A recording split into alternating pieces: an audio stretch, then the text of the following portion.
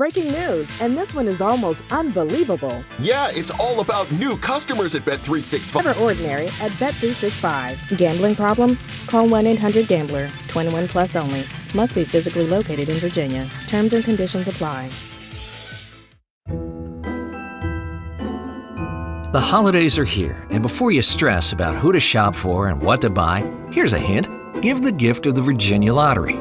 Adults of all ages love the excitement of holiday scratchers, and the online games are perfect for that holiday downtime. Don't overthink and overspend. Celebrate the holidays with the Virginia Lottery in stores, in-app, or online. And play the New Year's Millionaire Raffle for even more excitement this season. Welcome to this week's Harness Racing Alumni Show. I'm Freddie Hudson, and I'm here today with Trade Martin, Bob Marks, and Andy Cohen. The Harness Racing Alumni Show is the #1 harness racing podcast in North America. We have sponsorships and advertising spots available. For more information, email rrtrotten@outlook.com or visit ustrots.com. The statements and opinions of our guests are their personal opinions and beliefs, and it does not necessarily represent the opinions of the Harness Racing Alumni Show or of its host. The Harness Racing Alumni Show with your hosts, Freddie Hudson and Trade Martin. Joining us this week, we have a special panel to discuss handicapping and stable entries. We have Gil Winston, a journalist and handicapper, Ted Black, a journalist and handicapper, and our own Bob Marks. Gentlemen, welcome to the Harness Racing Alumni Show. All right, thanks for having us, Freddie. Gil, in overnight races, should a trainer be allowed to have more than one horse in the same race, and your reasons for your decision? Well, unfortunately, because of the lack of horses and the lack of new trainers, we have no choice. Of course, as a handicapper, we hate it. It's hard to trust.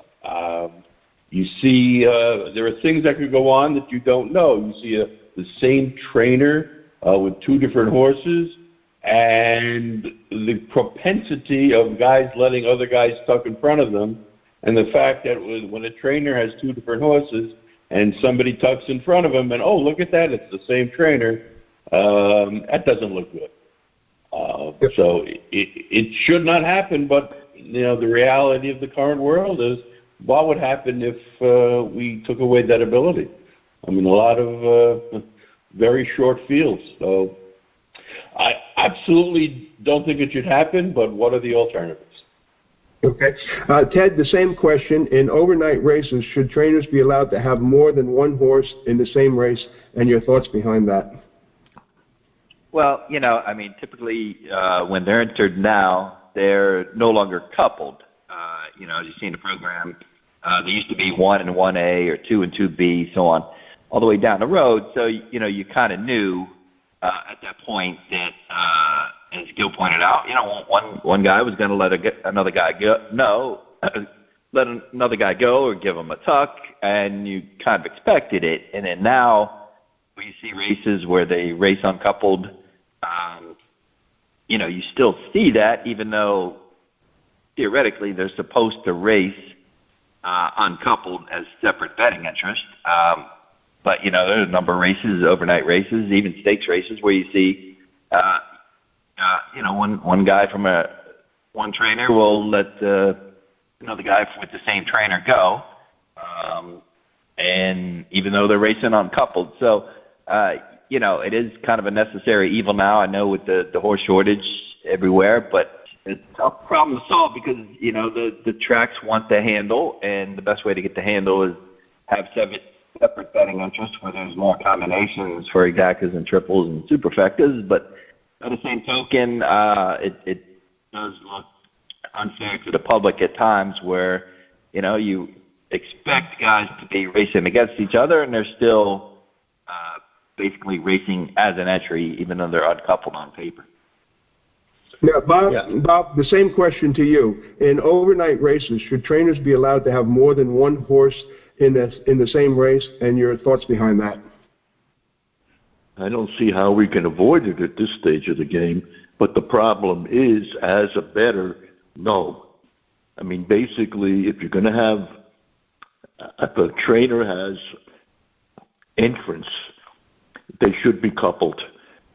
I can't even fathom the logic involved by uncoupling them, because the bettor knows, well, or he may not know, but he certainly suspects they will be working together. While we're on this particular subject, I would also apply the same logic to multiple owners. If an owner, now that we're in this multiple ownership thing, if an owner has privy or access to 2 or 3 different stables in a given race, well, then he's privy to information that the average bettor will never have. Consequently, that's probably one of the reasons why our betting handle is so anemic. Yeah, I'd just like to add to the point that Bob brought up, because there's a related issue. We are now seeing too often guys who are trainers, and they are listed as owners for other trainers. And this should not be allowed. I mean, at the same track, we see that all the time. And why is that going on? I guess, the horseman will say, oh, this guy, my friend here, he can figure this horse out. I have the problem. But it looks bad when you see one trainer who's an owner with another trainer, and that makes you think about, okay, what happens in the next race when these 2 trainers are in against each other? Is there some kind of linkage?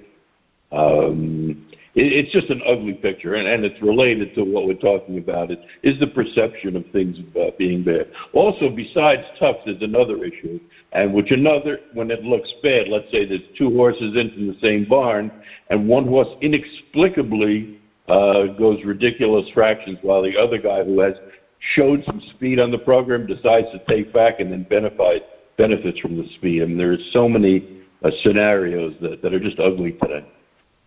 Gil, it used to be years ago, like in overnight races, the same trainer couldn't have an entry. And if you look at Stanley Dancer, when he had Henry T. Adios and Cardigan Bay, he had to give one of those horses up to another trainer because they would not accept the entries of both of them in the same race. Do you think we should go back to that type of a process and possibly force trainers to give up horses to other trainers and maybe help the little guys out?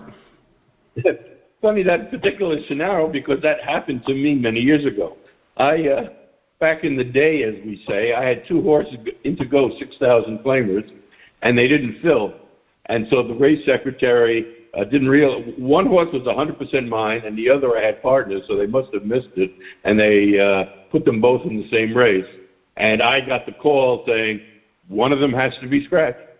And, today, of course, it runs. Nobody has a problem. So, of course, it should not happen. It can't. But, again, we have the issue with you start having 4 horse or 5 horse entries, and the handle gets destroyed. So they're a victim of their own way of doing business. Okay. Now back to the questions here. Ted, as a handicapper, do you handicap races differently when there's an entry?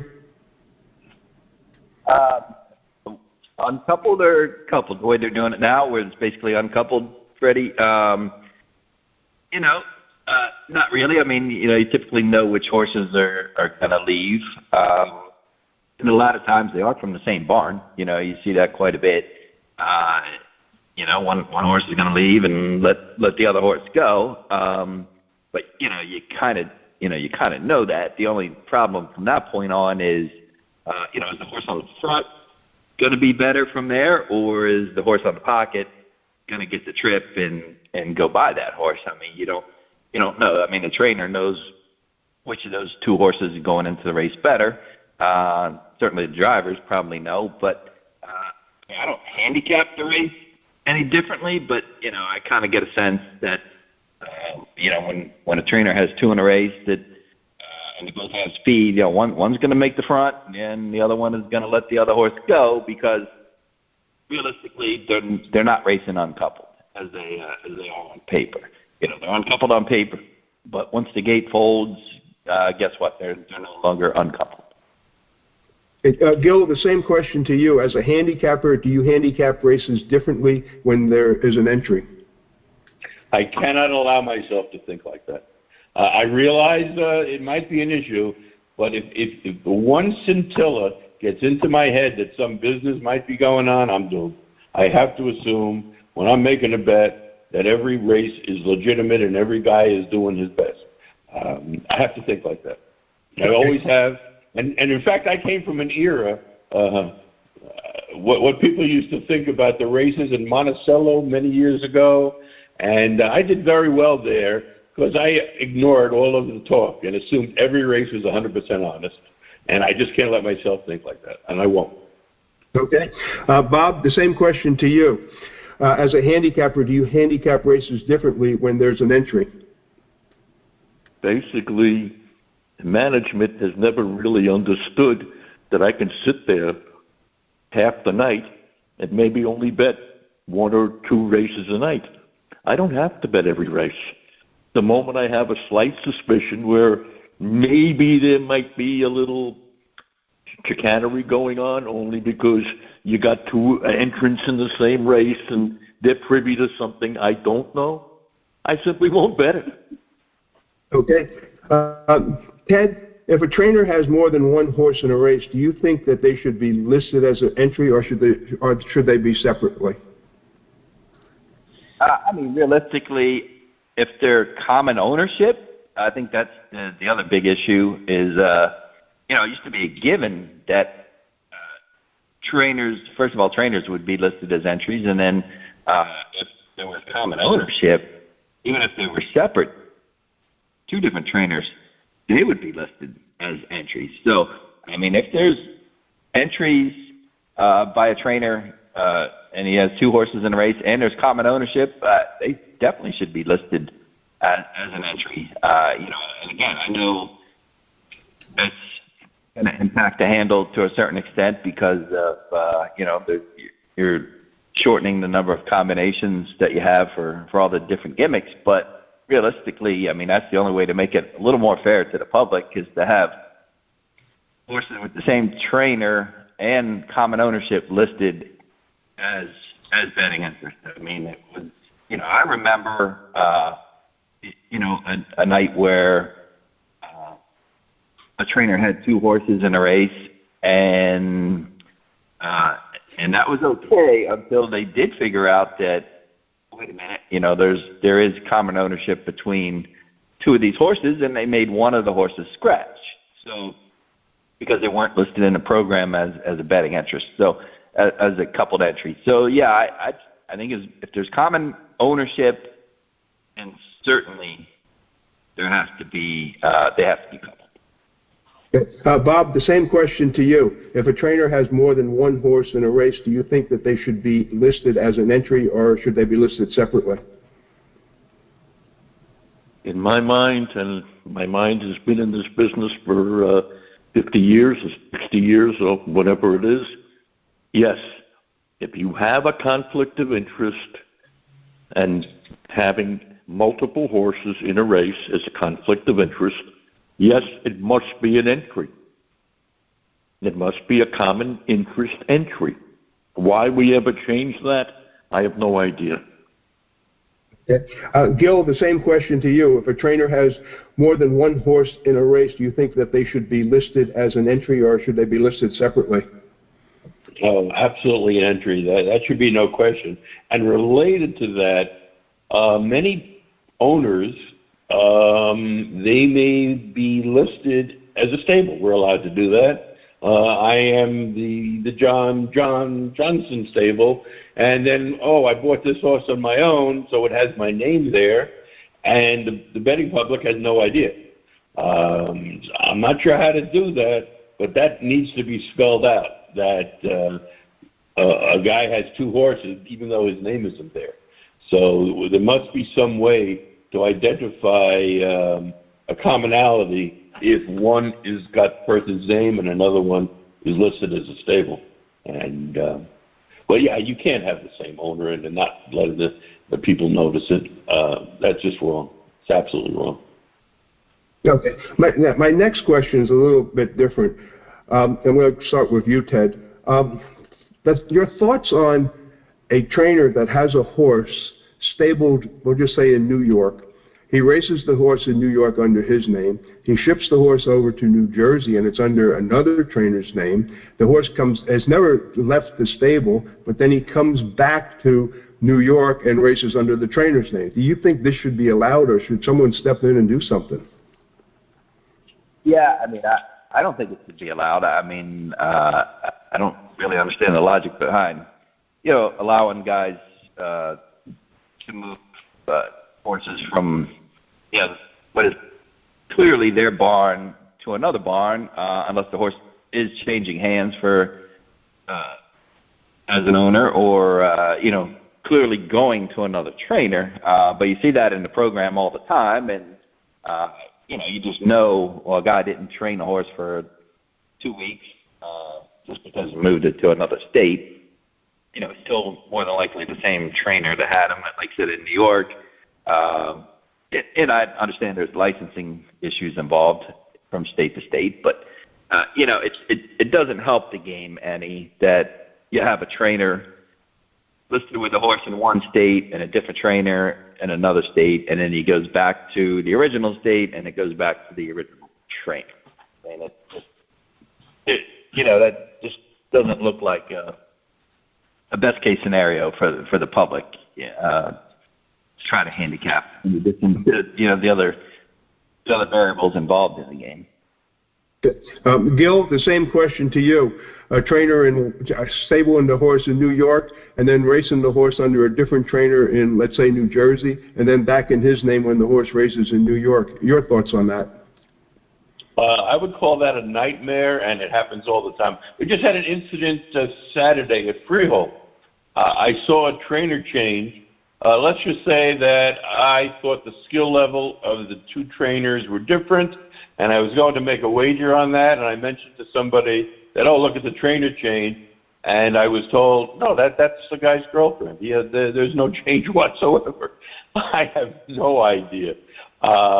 We just totally in the dark.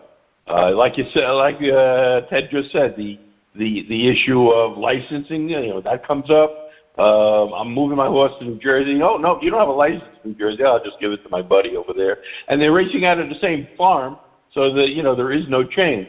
I've also seen things where I've seen suspicious. I happened to notice an owner from a very successful barn going into a barn who had just had less success. And I noticed this owner and that same trainer also has horses at that track. So I didn't think there was a licensing issue. And to be honest, I was very suspicious of this was a way to put something over, and maybe they did or maybe they didn't, but I know the horse showed an amazing improvement and won the race. I won't name the trainers, but the horse came from Yonkers and went to the Meadowlands and paid a huge price with a monster race. We just and there's 90,000 variations of what I just said. That issue is just monstrous, and that's where we need somebody, a commission or a board, to just monitor this kind of stuff. It's just very ugly, very ugly. Well, Bob, the same question to you. If a trainer is training a horse in New York and he ships the horse over to New Jersey and another trainer is now listed as a trainer, the horse basically now races in New York and is back to in the original trainer's name. Your thoughts on that? Precisely what the gentleman who spoke before me said. I agree completely with him. Okay, that was Gil.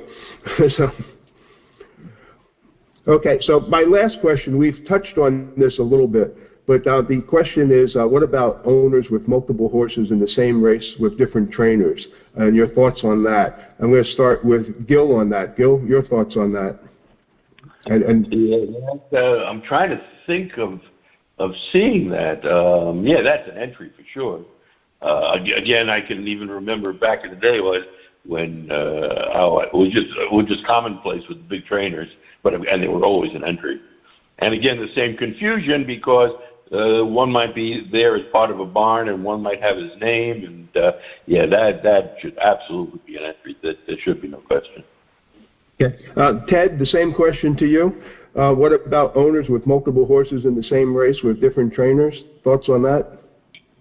Yeah, that should definitely be a coupled entry. I mean, I remember days seeing races in Maryland and Virginia where you had horses with common ownership, and the owners spread the horses out among 2 or 3 different trainers typically, but when they were in the same race, they had to race as an entry because of common ownership, even though you had they might have had 3 horses in the race and they had 3 different trainers, but one owner, and so those horses had to race as a coupled entry. So that I don't understand how they got away from doing that and how that became acceptable, because I mean, clearly, no matter how many trainers you have, you can go back and forth on coupled trainer entries, but realistically, I mean, you can't go back and forth on owner entries. I mean, if they're common ownership, that's almost a given. That should be a coupled entry. Okay. Bob, the same question to you. What about owners having multiple horses in the same race with different trainers? Your thoughts on that? Why should an owner have entree to different barns that me as a bettor does not have? If it's common ownership, it's an entry. That's all that matters. It's an entry. That's it for my questions. Bob, did you have anything to add? No, I think you've covered it very well. All right. Then I'm just going to close the show out. Gil and Ted, thank you so much for joining us today. Okay. Now over to Andy for this week's Keeping Pace update. Thanks, Fred. I hope everyone is having a good holiday season. For Keeping Pace this coming Monday, I'm going to focus on an interesting challenge in another horse world to federal regulations. There's an analogy that can be made to the federal horse racing law, HISA, that we've been talking about all year. I'm also going to look back at some feedback on this past week's column, which focused on a new lawsuit brought by Churchill Downs and NYRA against HISA. So some legal stuff leading into the holidays. Thanks, Fred. Take care. Have a good week. Thank you, Andy. The Harness Racing Alumni Show is the #1 harness racing podcast in North America and is listened to worldwide on multiple platforms, including Spreaker, iHeartRadio, USTrots.com, HarnessLink, Google Podcasts, and many others. To our audience, thanks for listening, and please join us again next week. The Harness Racing Alumni Show